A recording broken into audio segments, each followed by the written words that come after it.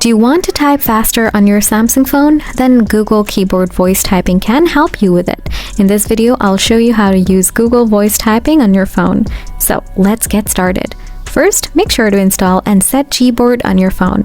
After that, go to the settings, then scroll down a little bit, find out General Management, then tap on it. Next, scroll down again, then tap on Gboard Settings. Now scroll down again slightly. Then tap on Voice Typing. Now make sure to turn on Use Voice Typing. That's it. Now open any chatting app like Message to check your Google Voice Typing. And then tap on the text box. Here you can see the microphone icon.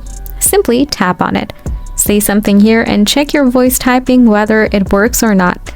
So guys, this is how you can use Google Voice Typing on your Samsung phone. If you found this video useful, then don't forget to drop a thumbs up. If you have any questions, write them in the comment section below. Thanks a bunch!